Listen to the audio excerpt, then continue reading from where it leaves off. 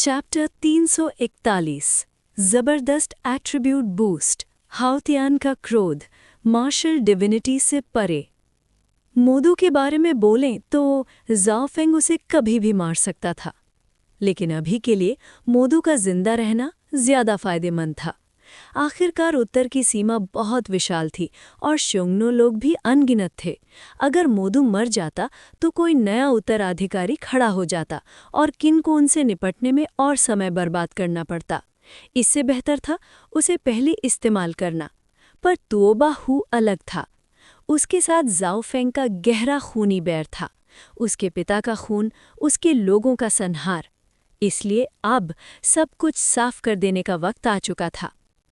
मेरा आदेश पहुंचा दो। जाओ फेंग की आवाज ट्रू एसेंस से भरी हुई, ठंडी और निर्दयी रूप से गूंज उठी। जो विदेशी समर्पण से इनकार करे उन्हें मार दिया जाए, जो समर्पण करे उन्हें किन वापस ले जाया जाए, दास के रूप में दाग दिया जाए और हमेशा की गुलामी में झोंक दिया जाए। क्राउन प्रिंस के आदेश का पालन होगा। अनगिनत किन के एलीट योद्धा एक साथ गरजे।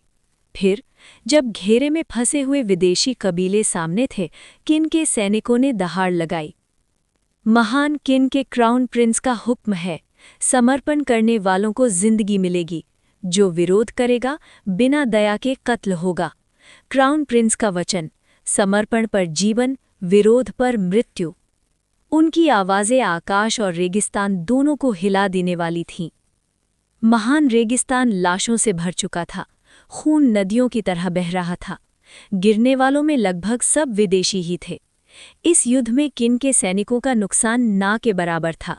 ये पूरी तरह से एक एब्सोल्यूट सप्रेशन था।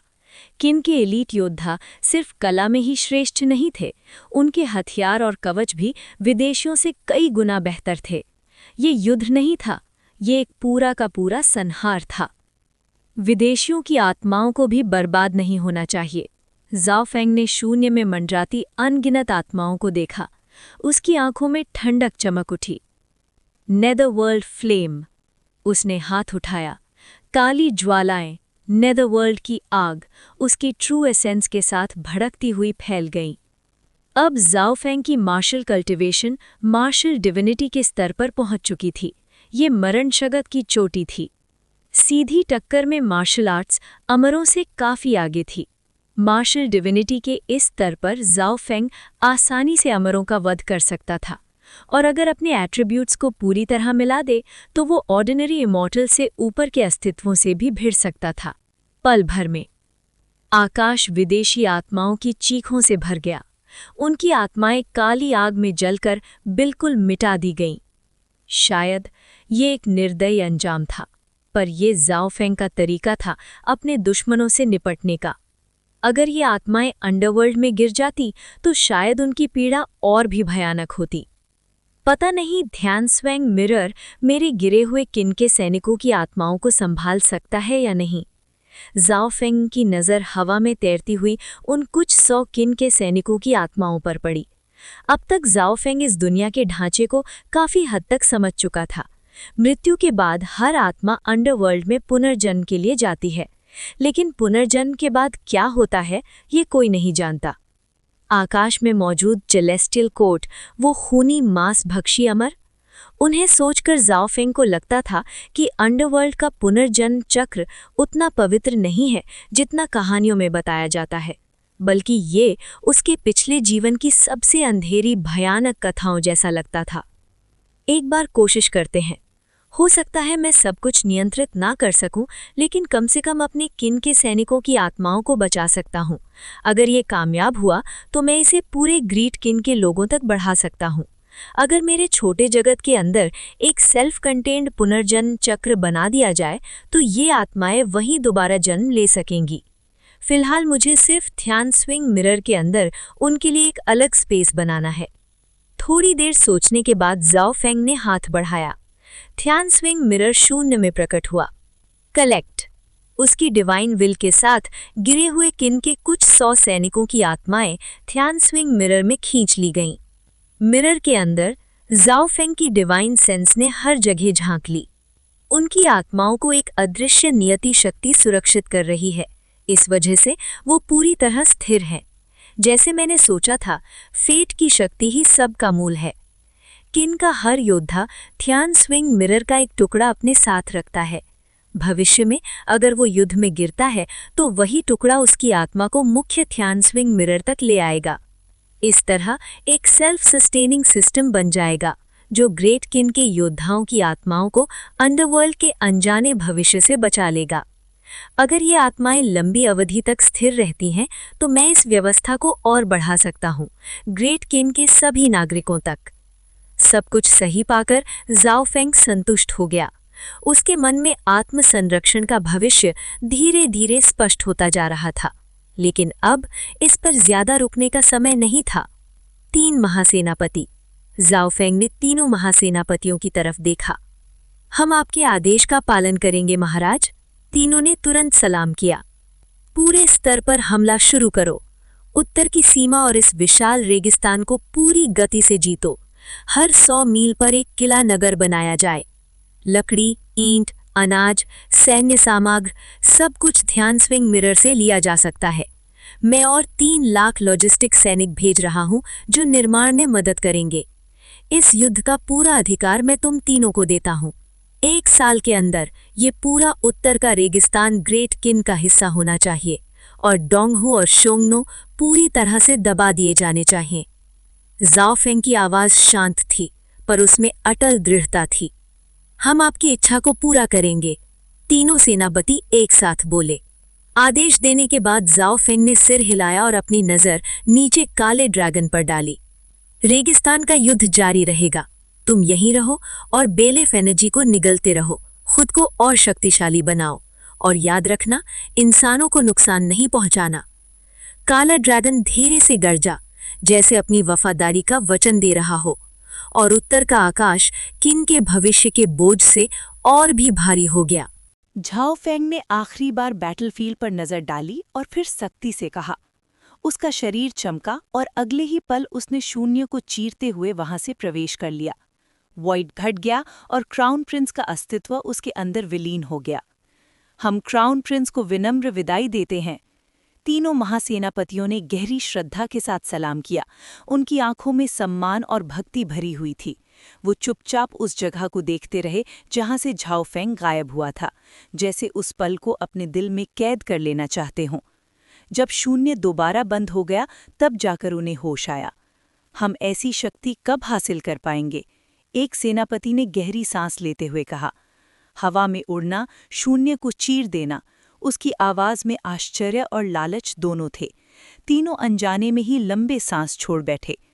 महान किन ने जो संसाधन दिए हैं और क्राउन प्रिंस ने जो मार्शल टेक्निक्स प्रदान की हैं, सिर्फ समय की बात है। लीमू ने आत्मविश्वास के साथ कहा। अब जब हमारा साम्राज्य कल्टीवेशन के युग में प्रवेश कर चुका है तो ग्रेट किन की सेना बाकी सबसे कई साल आगे चल रही है। भविष्य में जब कल्टीवेशन का युग पूरी तरह खिलेगा तो सबसे आगे खड़ी सेना ही होगी। बिल्कुल सही, दूसरे ने सिर हिलाया। जनरल लीमू, आप वाकई बहुत भाग्यशाली हैं। आप क्राउन प्रिंस के पहले अनुयायियों में से थे और आज आपकी मार्शल शक्ति ग्रैंड मास्टर रैम तक पहुंच चुकी है। वांग बेन ने लीमू को देखते हुए आंखों में ईर्ष्या के साथ कहा। लीमू हंस पड़ा। हाँ, बस किस्मत थी। वैसे भी मेरी मार्शल प्रतिभा कोई खास नहीं है। यिंग बू को ही देख लो, वो पहले ही ग्रैंड मास्टर के शिखर पर पहुंच चुका है, सिर्फ एक कदम दूर है डिवाइन एबिलिटी रेल्म से। जैसे ही वो डिवाइन एबिलिटी में प्रवेश करेगा, उसकी आयु बढ़ेगी और वो भी कथाओं के अमरों की तरह उड़ सकेगा। लीमू की आंखों में लालसा और सपने चमक उठे। शेंजू की धरती स्पिरिचुअल एनर्जी से भरपूर थी। जब पूरी सेना को मार्शल कल्टीवेशन से परिचित करा दिया गया, तीसरे साल तक औषधि गोलियां बांटी जाने लगीं और हेवनली प्रभाउंड मिरर का ट्रेनिंग स्पेस भी खुल गया। ग्रेट किन के पास दवाइयों की लगातार सप्लाई थी और साथ ही स्पिरिचुअल जड़ी बूटियों की खेती भी तेजी से बढ़ रही थी। ज्यादा देर नहीं लगेगी जब शक्तिशाली कल्टिवेटर्स झुंड के झुंड उभर कर सामने आ जाएंगे। Heavenly realm, celestial court. महाराज, अनर्थ हो गया है। ताइबाई जिंगसिंग घबराते हुए लिंगशाओ हॉल में दौड़ा। शेंजू में नियुक्त हमारे ऑब्जर्वर की लाइफ लैंटर्न टूट चुकी है, वो मर चुका है। स्वर्ण सिंहासन पर बैठे हाउटेन ने धीरे से आंखें खोलीं। उस पल पूरा लिंगशाओ हॉल कांप उठा। वो सिर्फ एक स्कैटर्ड इमॉर्टल था, फिर नश्वर जगत में कौन है जो उसे मार सकता है? योर मैजेस्टी, स्वर्गीय रहस्य धुंधले हो गए हैं, हम कोई डिविनेशन नहीं कर पा रहे, लेकिन परिस्थितियों को देखकर लगता है कि ये शेंजू में हो रहे बदलावों से जुड़ा है। वहाँ कुछ बहुत बड़ा घटित हो रहा है। ताइबाई जिंगसिंग ने बेचैनी से सिर हिलाया। शेंजू? हाउटेन की भौहें कस गईं, उसका चेहरा क्रोध से भर गया। कौन है जो शेंजू में ये सब रच रहा है? ये सब मेरी पकड़ से बाहर क्यों जा रहा है? Western region? तथागत जरूर शेंजू की फॉर्चून पर नजर रखता है, लेकिन उसकी पहुंच इतनी दूर तक नहीं हो सकती, ना ही वो वहां की नियति को इकट्ठा कर सकता है। क्या ये queen mother of the west है, जन युवानजी, या कोई और महाशक्ति? कौन है वो? हाउटेन गहरी चिंता में डूब गया। शेंजू की डेस्टिनी, ये उसके लिए आगे बढ़ने का एक अनमोल अवसर था। इस युग में जहां सेंट्स का अस्तित्व नहीं था, ये उसे सबसे शक्तिशाली बना सकता था, और शेंजू के जीवित प्राणियों की विशाल लाइफ एसेंस पूरे सेलेस्टियल कोर्ट और अमरों को एक नए शिखर तक पहुंचा सकती थी। चाहे डेस्टिनी हो या स्पिरिचुअल एनर्जी, वो इसे किसी भी कीमत पर नहीं खोना चाहता था। प्लेग गॉड को बुलाओ, मैं उसे 10 रोल टोम की शक्ति देता हूँ, जाकर शेंजू में महामारी फैला दे। 4 डिपार्टमेंट्स को बुलाओ, मैं 4 राइटियस गॉड्स को 10 रोल टोम की शक्ति देता हूँ। शेंजू पर सालों की अकाल बरसाओ, जब तक उसकी डेस्टिनी टूट ना जाए। किंग चिन क्वांग को बुलाओ, उसे शेंजू के शासकों की आत्माएं खींच लेने दो और उनकी आयु काट लो। अगर शेंजू की फॉर्चून इकट्ठी हो चुकी है तो मैं उसे खुद काट दूंगा। हाउटेन की आंखों में निर्दयी चमक थी, ये निर्णीत हो चुका है। ताइबाई जिंगसिंग का चेहरा फीका पड़ गया। योर मैजेस्टी, ऐसा करने से सेलेस्टियल कोर्ट पर भारी कार्मिक बोझ पड़ेगा और शेंजू के लोग अनगिनत संख्या में मर जाएंगे। अगर बाद में हम शेंजू पर कब्जा भी कर लें तो वहाँ की स्पिरिचुअल एनर्जी काफ़ी कम हो चुकी होगी। उसने तुरंत मना करने की कोशिश की। अब बात यहाँ तक आ गई है। हाउटेन गरजा, शेंजू पहले ही हमारे नियंत्रण से निकल चुका है। अगर मैं किन एम्पायर को नष्ट नहीं करता तो मैं शेंजू की डेस्टिनी का दावा कैसे करूँगा? जाओ, मेरा आदेश पहुँचा दो। उसकी आवाज़ निश्चित और निर्दयी थी, कोई बहस की गुंजाइश नहीं थी। समझा। ताइबाई जिंगसिंग ने झुककर सलाम किया और तुरंत चला गया। सेंटहुड का रास्ता स्वर्ग और धरती पर अधिपत्य मांगता है। जो भी मेरे रास्ते में आएगा नष्ट कर दिया जाएगा। शेंजू के पर्दे के पीछे जो भी है, मेरे हाथ लग गया तो जिंदा नहीं बचेगा। हाउटेन की फुसफुसाहट लिंगशाओ हॉल में ठंडी गूंज की तरह फैल गई। क्राउन प्रिंस का निवास, झाओ फेंग का सेक्लूडेड कल्टीवेशन चेंबर। जमे हुए युद्ध रिवॉर्ड्स को सेटल करो, झाओ फेंग ने शांत स्वर में कहा। तुरंत सिस्टम पैनल चमक उठा। होस्ट की सेना ने 345,969 शत्रुओं का वध किया। 172,984 एट्रीब्यूट पॉइंट्स सफलतापूर्वक इकट्ठा किए गए। Collected true essence 28,360। Collected dragon elephant strength 28,450। Collected divine speed 26,132। Collected acquired spiritual body 25,312. Collected divine sense power 25,304. Collected primordial spirit power 345,969. Collected lifespan 39,426 days. Attributes assign किए जा रहे हैं। अगले ही पल सुनहरी रोशनी ने झाओ फेंग के पूरे शरीर को घेर लिया। उसकी हर एक एट्रीब्यूट पागलों की हद तक उछलने लगी। मार्शल डाओ इंपीरियल ड्रैगन सूत्र सक्रिय हो गई। जाओ फेंग के दांतियन के अंदर घूम रही ट्रू एसेंस तेजी से मजबूत होने लगी। सिर्फ मजबूत ही नहीं, वो बदलने लगी, इवॉल्व होने लगी। उसका पूरा अस्तित्व एक नई रूपांतरण से गुजर रहा था, जैसे हर खून की बूंद, हर सांस, सब कुछ एक नई स्तर पर पहुंच रहा हो। ये एक और ब्रेक थ्रू था, शक्ति का एक और उछाल। होस्ट के कुल एट्रीब्यूट्स 2,20,000 से ऊपर पहुंच गए हैं। 2 टियर 5 ट्रेजर चेस्ट्स प्रदान किए जाते हैं। सिस्टम की आवाज़ दोबारा गूंज उठी। सच में? जाओ फेंग ने धीरे से कहा। सिक्लूडेड कल्टीवेशन के मुकाबले बैटलफील्ड पर एट्रीब्यूट्स इकट्ठा करना काफ़ी तेज़ है। क्राउन प्रिंस होने के नाते मुझे अपने एलीट योद्धाओं के हर वध से आधे एट्रीब्यूट्स मिलते हैं। ये खुद में ही बहुत बड़ा फ़ायदा है। कम से कम मुझे बिना मतलब के कत्ल करके कार्मिक बैकलैश इकट्ठा नहीं करना पड़ता। अपनी बढ़ती हुई शक्ति को महसूस करते हुए ज़ाओ फेंग के होठों पर हल्की सी मुस्कान आ गई। फिर उसने अपना एट्रीब्यूट पैनल खोला। होस्ट ज़ाओ फेंग, आयु 32। Traits human Dao authority red, human Dao द्वारा मान्य, मानव अधिकार पर प्रारंभिक पकड़, आत्मा ह्यूमन डाओ के साथ विलीन, ह्यूमन डाओ की फॉर्च्यून से आशीर्वाद। जब तक ह्यूमन डाओ की फॉर्च्यून बनी रहेगी, आत्मा अविनाशी रहेगी और पुनर्जीवित हो सकती है। हेवनली डाओ अथॉरिटी ब्लू, एक दुनिया के हेवनली डाओ पर अधिपत्य, उसके नियमों को शक्ति के रूप में प्रयोग कर सकता है। दुनिया के नियम सुरक्षा कवच बन जाते हैं। आत्मा का हेवनली डाओ से विलय होने पर डिविनेशन और ट्रैकिंग से पूरी रक्षा।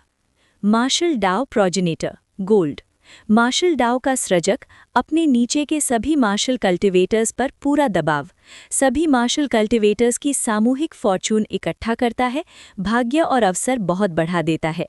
सभी मार्शल कल्टिवेटर्स की शक्ति उधार लेकर मार्शल एंसेस्टर स्ट्राइक चला सकता है। Attributes true essence 2,30,000, martial Dow transcendent third layer. Dragon elephant strength 2,20,000, एक मुक्का 2,20,000 ड्रैगन और हाथी की शक्ति छोड़ता है, शून्य को तोड़ देता है और हर टेक्निक को कुचल देता है। डिवाइन मूवमेंट 2,20,000, हर कदम 20,000 झांग का होता है।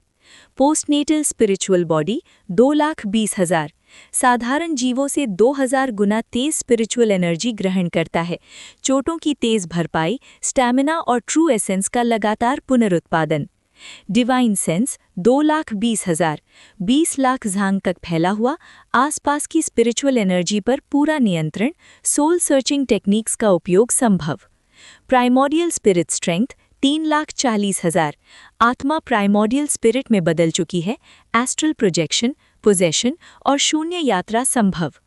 आयु 50,647 साल, वर्तमान रेल्म की सीमा 50,000 साल। वर्च्यू 12,304, स्वर्ग और धरती का आशीर्वाद, नियति की रक्षा।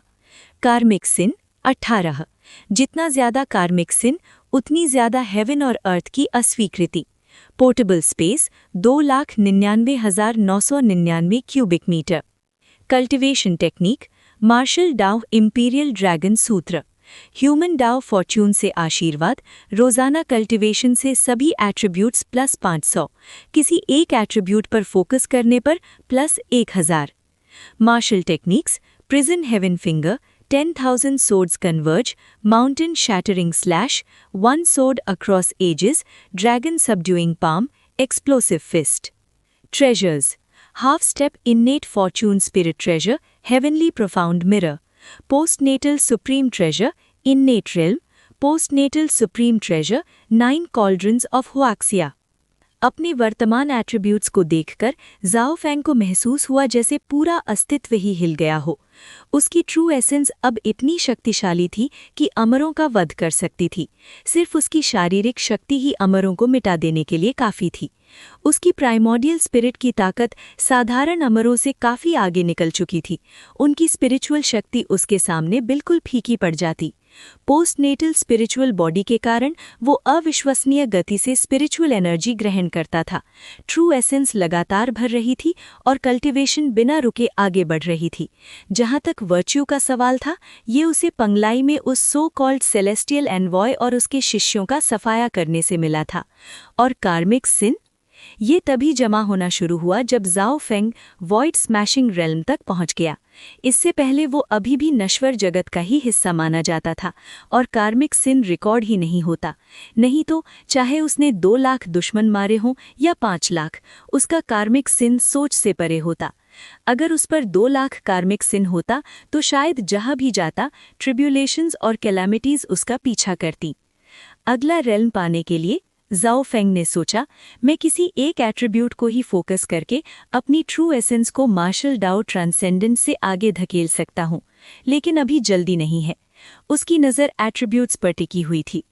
उसकी कल्टिवेशन पहले ही martial Dow transcendent third layer पर पहुंच चुकी थी। अगला कदम उसे पूरी तरह से नश्वर सीमा के पार ले जाता। मार्शल डाओ ट्रांसेंडेंट रेल्म में कल्टिवेटर अमरों से सीधी टक्कर ले सकता है, लेकिन कल्टिवेशन अभी भी उनके बराबर नहीं होती, क्योंकि इमॉर्टल रेल्म सिर्फ कच्ची शक्ति का नाम नहीं है, ये हेवन और अर्थ के लॉज को समझने का नाम है। इमॉर्टल रेल्म में कदम रखते ही, चाहे सबसे नीचे का ही क्यों ना हो, कल्टिवेटर अस्तित्व के मूल नियमों को छू लेता है। लेकिन मार्शल डाओ का रास्ता अलग था। इसी रेल्म के अंदर मार्शल डाओ कल्टिवेटर्स का कोई मुकाबला नहीं होता। मार्शल डाओ ट्रांसेंडेंट के ऊपर मार्शल डाओ इंपीरियल ड्रैगन सूत्र ने अगला स्तर स्पष्ट लिखा था, मार्शल डाओ ग्रैंड मास्टर। इस स्तर पर पहुंचकर कल्टिवेटर हेवन और अर्थ के लॉज को समझता है, उन्हें अपने शरीर में ढालता है और उन्हीं नियमों को हथियार बनाकर चलाता है। अक्सर कल्टिवेटर्स, चाहे मार्शल हों या इमॉर्टल, के लिए लॉज को समझना एक अत्यंत कठिन काम होता है। लेकिन जाओ फेंग के लिए ये कोई समस्या नहीं थी, क्योंकि उसके हाथ में हेवनली डाओ अथॉरिटी थी। चैप्टर 342 ट्रेजर चेस्ट्स का उद्घाटन। Immortal mortal मायास्मा। अमरॉन, तुम्हारे लिए एक बड़ा तोहफा तैयार है। जाओ फेंग होश में लौटा। 3 5th टियर ट्रेजर चेस्ट्स और एक 4th टियर ट्रेजर चेस्ट। अब जब मैं मार्शल डाओ ट्रांसेंडेंट रेल्म तक पहुंच चुका हूं, ट्रेजर चेस्ट्स अभी भी 5th टियर के ही मिल रहे हैं। लगता है जब तक सारे attributes martial dao grand master realm को क्रॉस नहीं कर लेते, तब तक 6th टियर ट्रेजर चेस्ट्स मिलना मुश्किल है। फिर भी बुरा नहीं है। अच्छी किस्मत हो तो 5th टियर ट्रेजर चेस्ट से भी सुप्रीम ट्रेजर निकल सकता है, जाओ फेंग ने मन ही मन सोचा। फिर सारे ट्रेजर चेस्ट्स खोल दो, उसने सीधा आदेश दिया। ट्विश। 4th टियर ट्रेजर चेस्ट खोला गया। रीज पोस्टनेटल ग्रेड स्पिरिट फायर प्राप्त हुई, बर्निंग सोल फ्लेम। ट्विश। 5th टियर ट्रेजर चेस्ट्स खोले गए। रीज डिवाइन एबिलिटी प्राप्त हुई, समन विंड एंड रेन। रीज इनिट ग्रेट स्पिरिट ट्रेजर प्राप्त हुआ, सोल सप्रेशन मॉन्यूमेंट। रीज इनिट ग्रेट स्पिरिट पॉइजन प्राप्त हुआ, इमॉर्टल मॉर्टल मायास्मा। सिस्टम की नोटिफिकेशंस एक के बाद एक चमक उठे। बुरा नहीं, एक postnatal great spiritual item. Summon wind and rain divine ability. ये कोई डायरेक्ट अटैक स्किल नहीं है, लेकिन लोगों को शांत रखने, अकाल और बाढ़ को नियंत्रित करने के लिए काफ़ी काम की है। इसे मैं गुईगुजी और ग्रेट किन के इमॉर्टल्स को भी दे सकता हूँ। सोल सप्रेशन मॉन्यूमेंट, एक इनिट ग्रेट स्पिरिट ट्रेजर। ये तो वाकई जैकपॉट है। लेकिन ये इमॉर्टल मॉर्टल मायास्मा क्या है? Innate great spirit poison? Zhao Feng की जिज्ञासा तुरंत जाग उठी। उसने बिना हिचकिचाए इमॉर्टल मॉर्टल मायास्मा को बाहर निकाला। उसकी हथेली पर काली धुंध का एक रेसा सा उभर आया। वो धुंध जैसे जिंदा हो, हल्के से रेंग रही थी। न ये आग थी, न पानी, लेकिन उसकी मौजूदगी ही दिल को घबरा देने वाली थी। इनिट लेवल का स्पिरिट पॉइजन, ये आम चीज नहीं हो सकती थी। उसी पल जाओ फेंग ने अपनी नज़र केंद्रित की। इमॉर्टल मॉर्टल मायास्मा की जानकारी सामने आ गई। इमॉर्टल मॉर्टल मायास्मा, माइरिड वर्ल्ड से आया एक इनिट ग्रेट विश। ये बिना आकार और बिना निशान का होता है। इमॉर्टल रेल्म से नीचे के मॉर्टल्स के शरीर में घुल मिल जाता है, उनके मांस, खून और प्राण में समा जाता है। अगर कोई कल्टिवेटर मॉर्टल्स का संहार करता है तो इमॉर्टल मॉर्टल मायास्मा उसके शरीर में प्रवेश कर जाता है। हल्का प्रभाव, कल्टिवेशन और लाइफ स्पैन का भारी नुकसान। गंभीर प्रभाव, पूर्ण विनाश। जितना ज्यादा कत्ल, उतनी तेज मियास्मा की फैलाव गति। ये तो स्पिरिट पॉइजन है। ये तो अमरों के खिलाफ एक सीधा हथियार है। जाओ फेंग कुछ पल के लिए स्तब्ध रह गया। फिर उसके होठों पर एक ठंडी मुस्कान आ गई और आंखों में खतरनाक चमक उभर आई। अगर ये दुनिया पूरी तरह व्यवस्थित होती, जहां मॉर्टल्स और इमॉर्टल्स पूरी तरह अलग रहते, तो शायद इमॉर्टल मॉर्टल मायास्मा का ज्यादा असर नहीं होता। लेकिन ये दुनिया ऐसी नहीं थी। ऊपर से देखने पर डिवाइन कॉन्टिनेंट और सेलेस्टियल इमॉर्टल रेल्म अलग थे, पर एक दिन ये दोनों फिर से एक हो ही जाने वाले थे। और ये सो कॉल्ड इमॉर्टल्स और गॉड्स बिल्कुल भी धार्मिक या दयालु नहीं थे। ज़ाओ फेंग जो जानता था, उसके मुताबिक सेलेस्टियल इमॉर्टल रेल्म के इमॉर्टल्स इंसानों को जानवरों की तरह पालते थे, उनका खून पीते थे, उनकी स्पिरिचुअल एसेंस खा जाते थे। यहाँ तक कि जो डीमंस और मॉन्स्टर्स इंसानों का संहार करते थे, वो भी उनकी वाइटैलिटी और एसेंस से अपनी कल्टिवेशन बढ़ाते थे। ये लोग सिर्फ कत्ल नहीं करते थे, ये भोजन करते थे। और इमॉर्टल मॉर्टल मायाज़मा बिल्कुल उन्हीं के लिए बना हुआ लगता था। अगर ये मियाज़मा मॉर्टल्स के शरीर में घुल सकता है और अगर मैं इसे सेलेस्टियल डिमॉर्टल रिल्म में फैला दूं, तो जब ये इमॉर्टल्स मॉर्टल्स को खाएंगे तब उनके साथ क्या होगा? ज़ाओ फेंग की आंखों में उत्सुकता की चिंगारी जल उठी।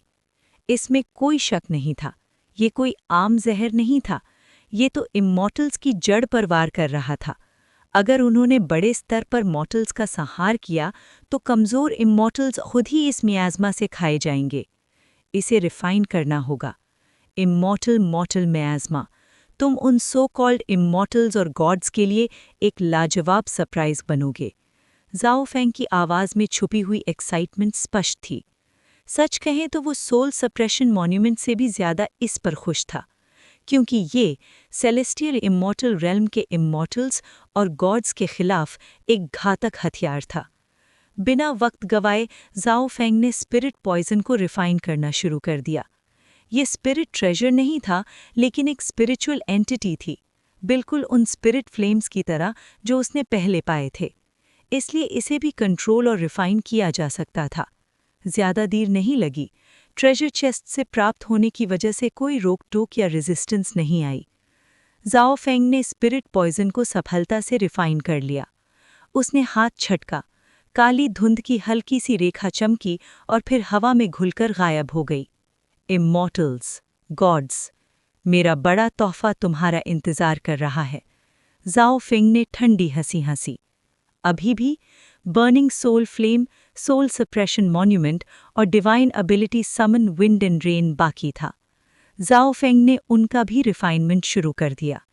उत्तर की सीमा, नॉर्दर्न फ्रंटियर, ग्रेट किन के 3 एलीट सैन्य कैंप पूरी शक्ति के साथ आगे बढ़ रहे थे।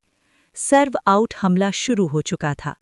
ज़ाओ फेंग के आदेश पर 3 लाख सैनिकों की लॉजिस्टिकल सेना उत्तर की रेगिस्तान की तरफ बढ़ रही थी, शहरों के निर्माण के लिए। हेवनली प्रोफाउंड मिरर की मदद से ग्रेट किन के अंदर से लकड़ी काटी जा रही थी, ईंट तैयार हो रही थी, अनाज और सामान लगातार पहुंच रहा था।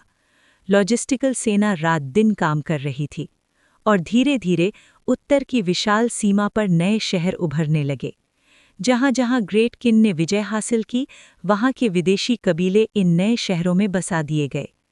नोमैडिक जातियों पर शासन करना मुश्किल होता है, इसलिए ज़ाओ फेंग का मकसद था दोंगहू और शियोंगनू को पूरी तरह नियंत्रण में लाना। शियोंगनू के मामले में मोदू चान्यू के समर्पण के बाद सब कुछ काफ़ी स्मूथ रहा। ज़ाओ फेंग की देवता जैसी शक्ति देखने के बाद मोदू के मन में विरोध का कोई विचार नहीं बचा। दोंगहू का हाश्र और भी बुरा था। तीनों एलीट सैन्य कैंप उन पर आंधी की तरह टूट पड़े। मार्शल कल्टीवेशन से सशक्त किन सेना के सामने दोंगहू बिल्कुल टिक नहीं पाए। एक के बाद एक उनके कबीले कुचले जाते रहे। अनगिनत दोंगहू लोग जबरदस्ती नए किन शहरों में बसाए गए। समय बीतता गया। 3 महीने, 5 महीने, 6 महीने, 8 महीने। दोंगहू और शियोंगनू दोनों पूरी तरह ग्रेट किन के अधीन आ चुके थे। उत्तर की सीमा पर शहरों का निर्माण जारी था और दोनों जातियों का रिलोकेशन लगातार चल रहा था। राज दरबार सभा, इंपीरियल कोर्ट असेंबली। जिसपना, एक अधिकारी ने रिपोर्ट दी, उत्तर की सीमा पूरी तरह शांत हो चुकी है। आज की तारीख तक डोंगहू और शियोंगनू ट्राइब्स के लोगों में से सिर्फ कुछ छोटे ग्रुप्स ही यूएजी की तरफ भाग पाए थे। बाकी सब अब पूरी तरह से ग्रेट किन के अधिकार में आ चुके थे। दोनों ट्राइब्स को मिलाकर 20 मिलियन से ज्यादा लोग अब किन के राज में थे।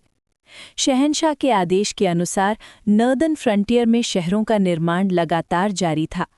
अब तक 300 से ज्यादा शहर बसाए जा चुके थे और कई और शहरों का काम चल रहा था। ये सुनते ही एम्परर यिंग ज़ेंग के चेहरे पर संतोष भरी मुस्कान आ गई। बहुत अच्छा, उन्होंने घोषणा की।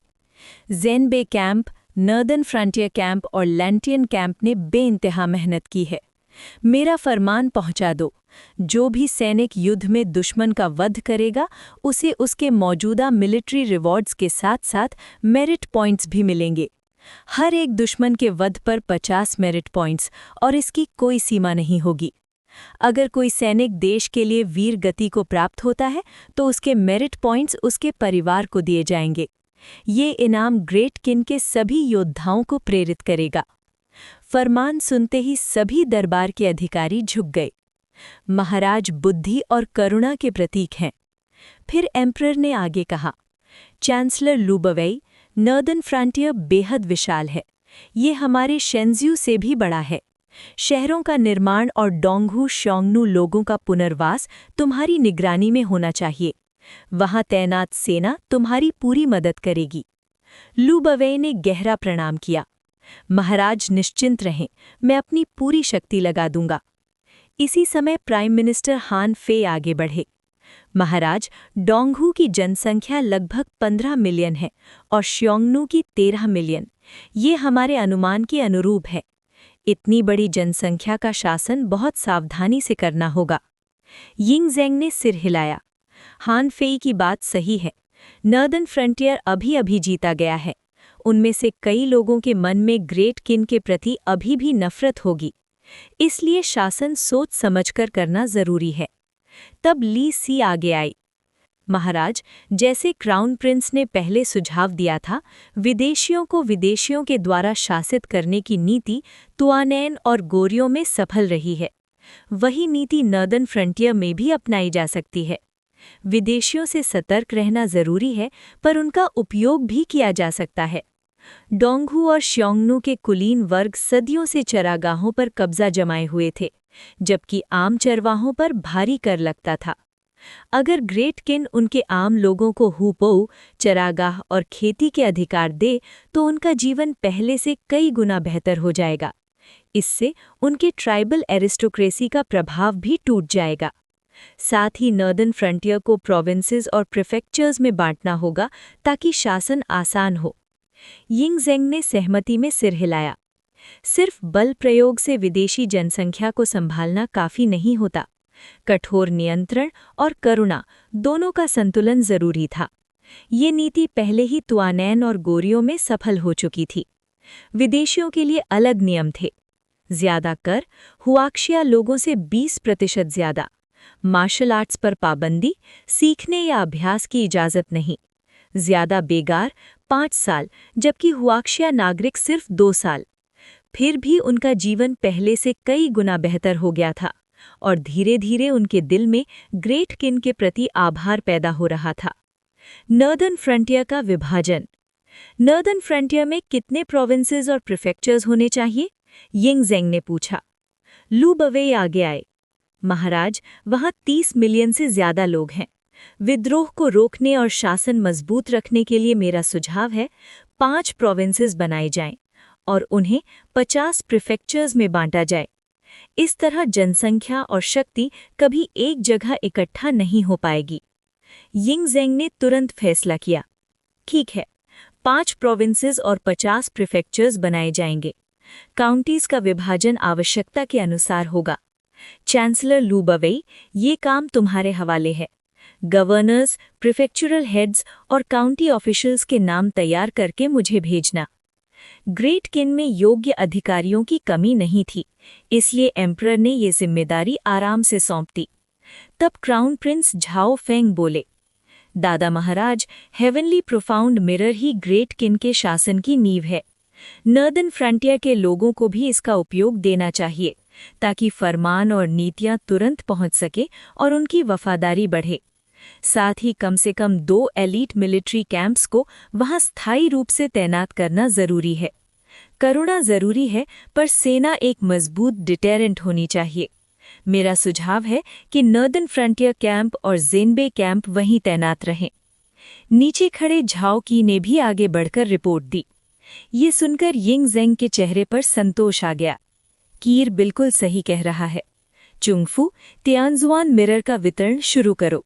स्टेट मार्शल, जनरल्स मंगवू और ली मू को फरमान भेजो। नॉर्दर्न फ्रंटियर की रक्षा करें।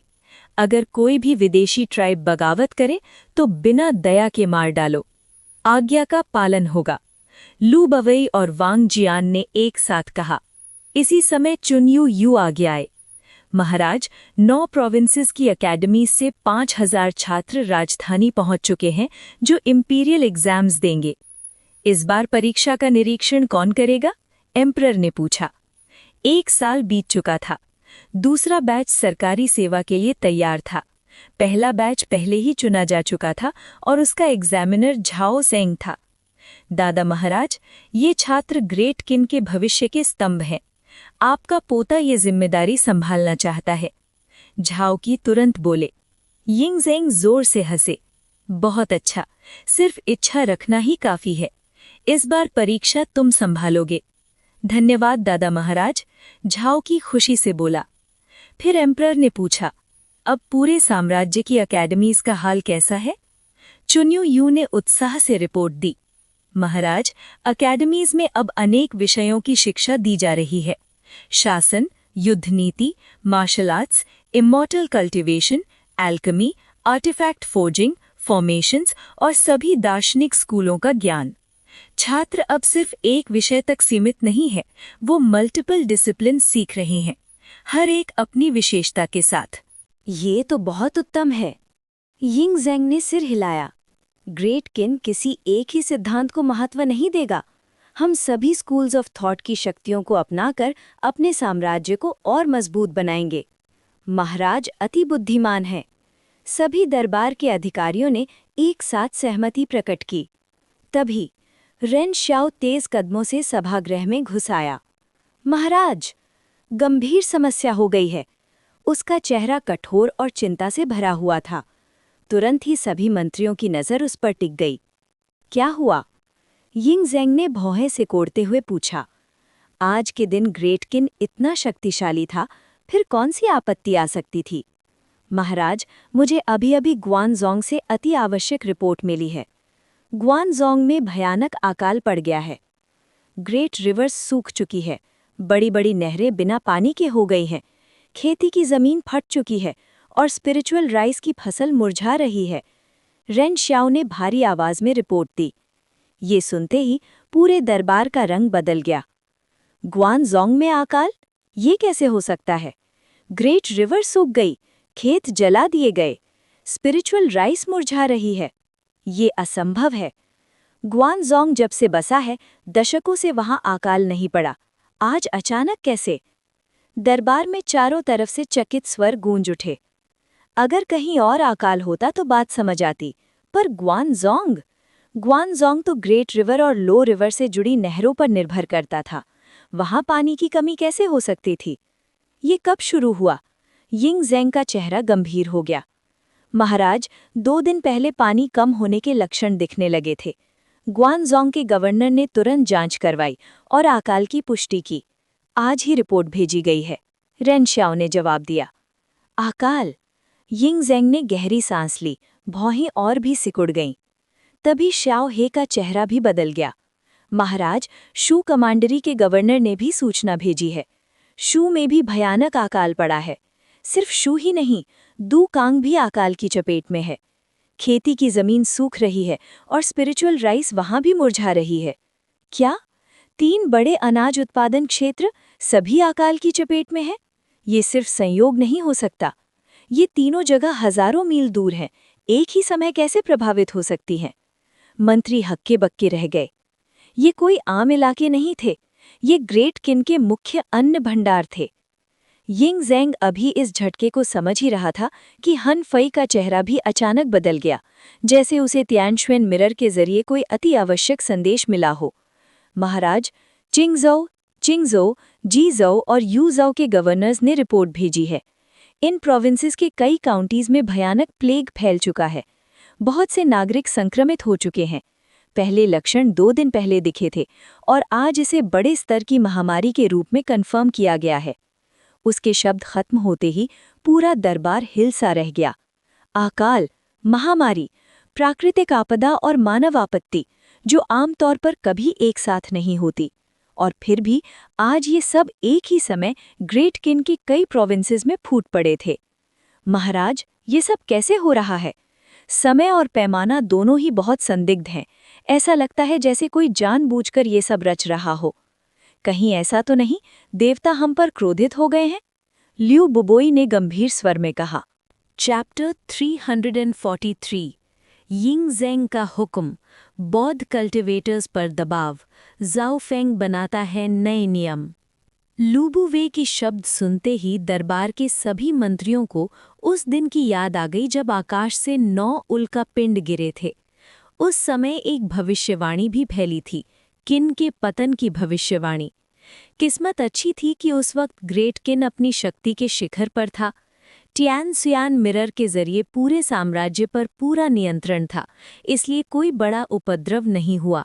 लेकिन अगर उस समय किन के पास इतनी मजबूत पकड़ ना होती तो वो उल्का पिंडों की घटना पूरे देश को आग में झोंक देती। अब देवताओं और आकाशीय सत्ता का जिक्र सच में आज की परिस्थितियों से पूरी तरह मेल खा रहा था। अकाल, महामारी, ये ग्रेट किन पर उनका हमला है। यिंग ज़ेंग ने भौहे से कोड़ी, चेहरे पर पहली बार स्पष्ट चिंता दिखाई दी। इस तरह की आपदा, अकाल और महामारी को एक साथ फैलाना ये स्पष्ट रूप से दिव्य सत्ताओं का काम है। इतने कम समय में इतने बड़े स्तर पर आपदा फैलाना ये इस युग में एक असंभव विपत्ति थी। और सबसे खतरनाक बात, अकाल सीधे किन के मुख्य अन्न भंडार क्षेत्रों पर पड़ा था। उन्होंने पहला कदम उठा लिया है। दरबार के बाहर से एक आवाज गूंजी। सभी मंत्रियों ने प्रवेश द्वार की तरफ देखा। ज़ाओ फेंग शांत कदमों से अंदर आए। उनका चेहरा बिल्कुल शांत था, जैसे ये सारी खबरें उनके लिए कोई हैरानी ना हो। क्राउन प्रिंस को प्रणाम। सभी मंत्री एक साथ झुके। ज़ाओ फेंग को देखते ही दरबार में एक अस्वस्थता का भार हल्का हो गया। फेंगर, अकाल, महामारी, ये सब उन सो कॉल्ड देवताओं का काम है। हमें क्या करना चाहिए? यिंग ज़ेंग ने गंभीर स्वर में पूछा। इसका उत्तर ग्रेट किन की राष्ट्रीय किस्मत में छुपा है। ज़ाओ फेंग मुस्कुराए। राष्ट्रीय किस्मत? यिंग ज़ेंग उलझन में पड़ गए। उत्तर सीमा और बाईयूर अब किन के अधीन आ चुके हैं। उनकी भाग्य शक्ति को अपनी राष्ट्रीय किस्मत में बदलकर ग्रेट किन एक साम्राज्य यानी इंपीरियल डायनेस्टी बन सकता है।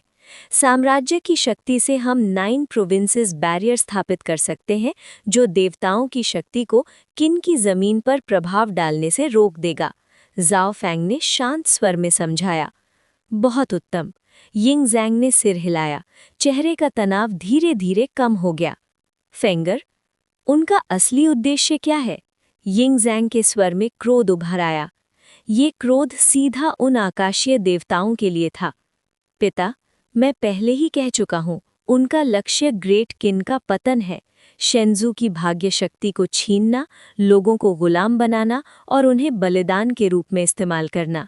किन राज करे या कोई और राजवंश, उन्हें कोई फर्क नहीं पड़ता। वो कभी भी शेंजू को आज़ाद नहीं छोड़ेंगे। ज़ाओ फेंग ने बिल्कुल शांत स्वर में कहा। यिंग ज़ेंग ने गंभीरता से सिर हिलाया।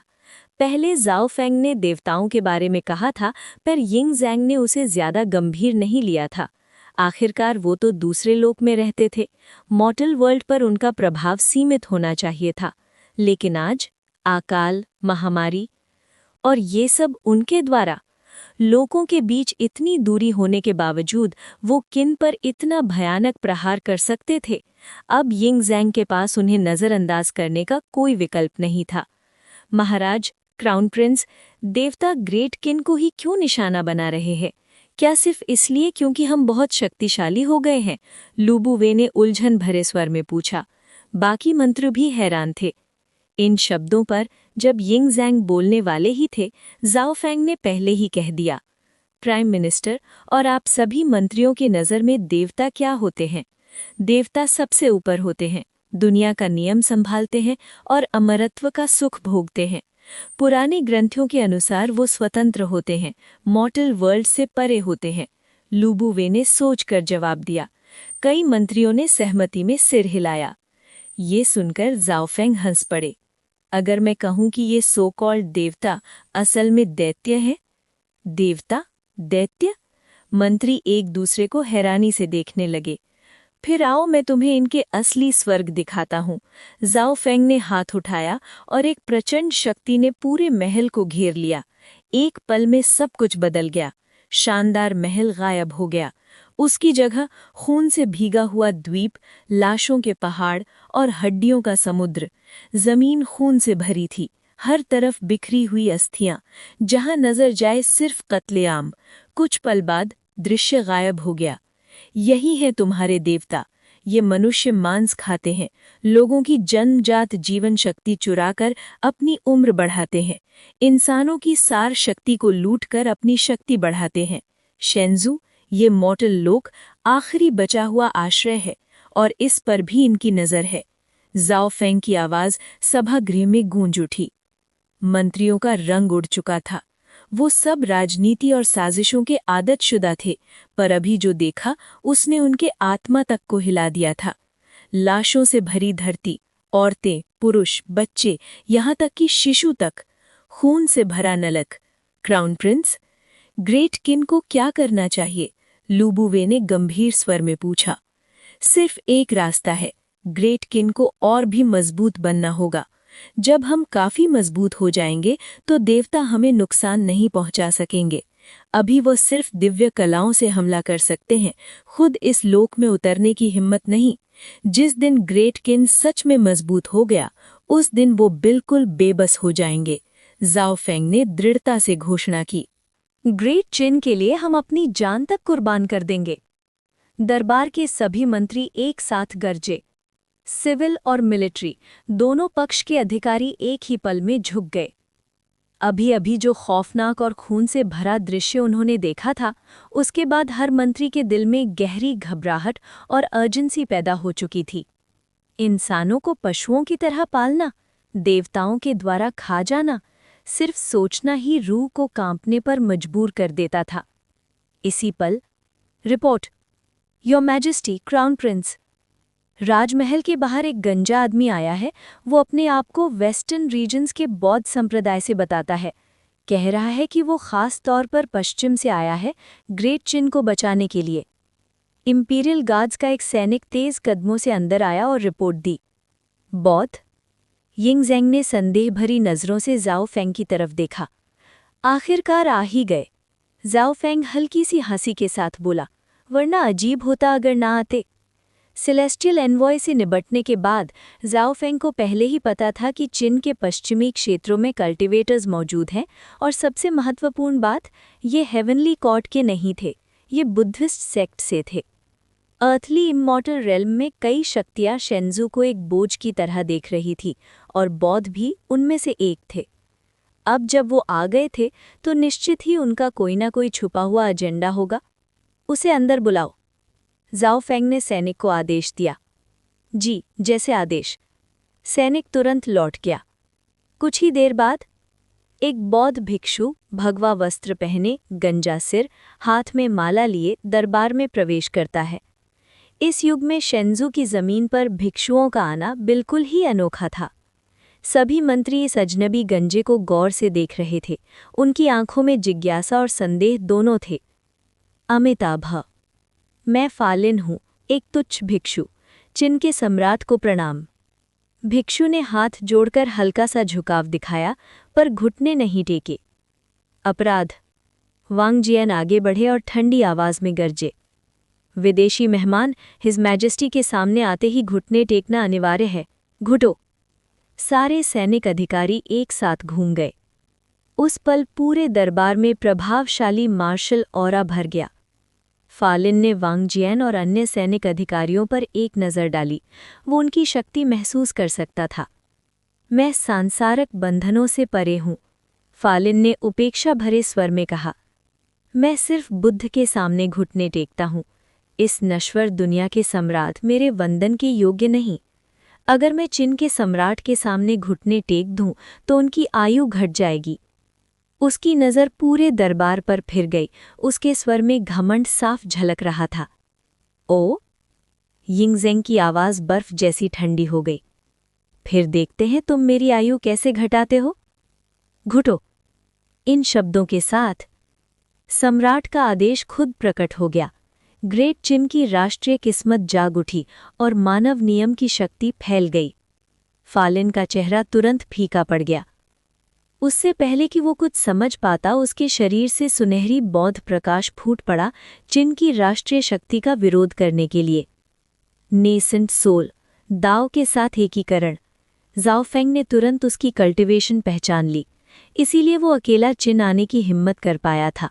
उसकी शक्ति कम नहीं थी, लेकिन नेसेंट सोल के स्तर पर भी वो ग्रेट चिन की राष्ट्रीय किस्मत के सामने कुछ नहीं था। बूम! सुनहरी बौद्ध प्रकाश पल भर में टूट गया। फालिन जबरदस्ती घुटनों पर गिरा।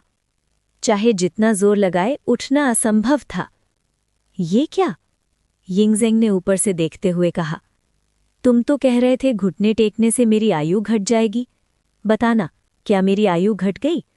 उसकी नज़रें बर्फीली उपेक्षा से भरी थीं। ये तुम्हारी कैसी कला है? फालिन का चेहरा शोक से भर गया। उसने कभी ऐसा परिणाम सोचा नहीं था। तुम वेस्टर्न रीजन से स्यानगांग आए हो? यिंगज़ेंग ने ठंडे स्वर में पूछा। बताओ, ग्रेट चिन क्यों आए हो? चिन के सम्राट, अगर बात करनी है तो इस तरीके से नहीं, फालिन ने अपमान भरे स्वर में कहा। वो अभी भी मानव नियम के दबाव में था, खड़ा भी ठीक से नहीं हो पा रहा था। यिंगज़ेंग ने उसे देखा और हाथ हिला दिया। एक पल में दबाव गायब हो गया।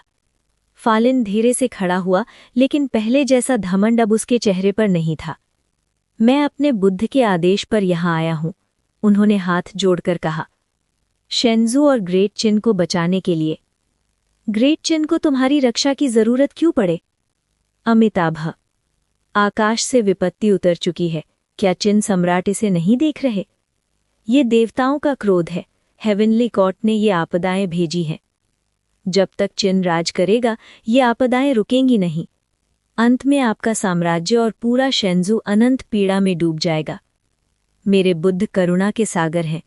अगर चिन सम्राट आदेश जारी करें कि चिन की जनता मेरे बुद्ध की उपासना करे, तो दिव्य कृपा बरसेगी, आपदाएं मिट जाएंगी और पूरा शेंजू बुद्ध की दया से सुरक्षित हो जाएगा। फालिन का स्वर पूरी निश्चितता से भरा था। उसके चेहरे पर ऐसी बौद्ध करुणा थी जैसे वो सचमुच चिन पर कृपा बरसाने ही आया हो। है? तुम ग्रेट चिन से कहते हो कि वो तुम्हारे इस सो कॉल्ड बुद्धा की पूजा करे? यिंगज़ेंग के होठों पर ठंडी सी मुस्कान आ गई। बुद्धा हो या सेलेस्टियल बींग्स, सब एक ही जैसे गंदे कीड़े हैं। तुम जैसे लोग भी अपने आप को पूजने लायक समझते हो। जैसे ही ये शब्द गिरे, फालिन का चेहरा तुरंत बदल गया। चिन सम्राट, आप हद पार कर रहे हैं। चिन का अस्तित्व ही हेवन के मैंडेट के खिलाफ है। हेवनली कोर्ट आपके साम्राज्य को नष्ट करना चाहता है और शेंजू को काट देना चाहता है, क्योंकि यही भाग्य का नियम है। मेरे बुद्धा ने अपनी अपार करुणा से आपको सुरक्षा देने का अवसर दिया है और आप इस कृपा को पहचानने से इनकार कर रहे हो। फालिन की आवाज़ गुस्से से कांप रही थी। इसी पल फालिन के शरीर से जबरदस्त शक्ति फूट पड़ी। वॉइड रिफाइनमेंट और यूनिटी रेल्म की ऑरा पूरे दरबार में फैल गई। उसके चारों ओर सुनहरी बौद्ध प्रकाश चमकने लगा, उसे लगभग देवता जैसा पवित्र बना रहा था। वहीं रुको। जाओ फेंग ने सिर्फ एक नज़र डाली और हाथ नीचे दबा दिया। आकाश से एक विशाल हाथ का निशान फालिन पर टूट पड़ा। क्या? फालिन का चेहरा भयानक तरह से बदल गया।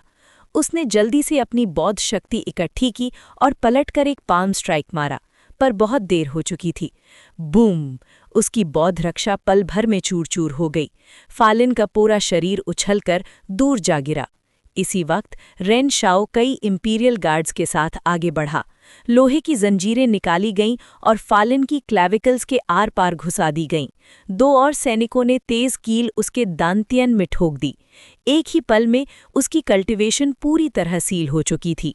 ये तरीका, यही था ग्रेट चिन का कल्टीवेटर्स से निपटने का कानून। क्लैविकल्स को छेदो, ताकत काट दो, दांतियन को तोड़ दो, स्पिरिचुअल पावर बंद। और ये जंजीरें और कील सब 9 गिरे हुए मीटियोराइट से बनाए गए थे। हेवनली कोर्ट का ही तो शुक्रिया अदा करना चाहिए, ये सोच हर सैनिक के दिमाग में थी। तुम कौन सी कला का उपयोग कर रहे हो? जमीन पर दबा हुआ फालिन मुश्किल से सिर उठा पाया। उसकी आंखें जाओ फेंग पर टिकी हुई थीं। अगर ये बौद्ध कल्टिवेशन नहीं, अगर ये इमॉर्टल कल्टिवेशन नहीं, तो ये जादूगरी ही होगी। आखिर एक जैसे लोग एक ही सोचते हैं, जाओ फेंग ने व्यंग्य से हंसी उड़ा दी। शेंजू ने अपनी कल्टिवेशन की विरासत कब की खो दी थी? तुम लोगों ने दोबारा कल्टिवेशन कैसे पाली? और हेवनली कोर्ट शेंजू पर हमेशा नजर रखता है, तुम उनकी नजरों से कैसे बच निकले? फालिन अविश्वास से जाओ फेंग को घूर रहा था। मैं सवाल पूछूंगा, तुम जवाब दोगे, वरना मर जाओगे। जाओ फेंग ने हाथ उठाया। अगला ही पल फालिन हवा में उठ गया, जैसे किसी अदृश्य हाथ ने उसे पकड़ लिया हो। तुम मुझे मारने की हिम्मत करते हो? मैं बौद्ध सेक्ट के सहारे हूं, बुद्धा खुद मेरे पीछे हैं। हम शुभ इच्छा लेकर ग्रेट चिन आए और आप इतनी शत्रुता दिखा रहे हैं। अगर तुमने मुझे नुकसान पहुंचाया तो मेरी सेक्ट तुम्हारे चिन को मिट्टी में मिला देगी। फालिन गुस्से से गरजा। जाओ फेंग ने एक शब्द भी जाया नहीं किया। उसने अपनी डिवाइन सेंस फैला दी और सीधा फालिन के सी ऑफ कॉन्शियसनेस में घुस गया। जाओ फेंग की वर्तमान आत्मशक्ति के सामने इस भिक्षु का माइंड बिल्कुल खुला हुआ दरवाज़ा था।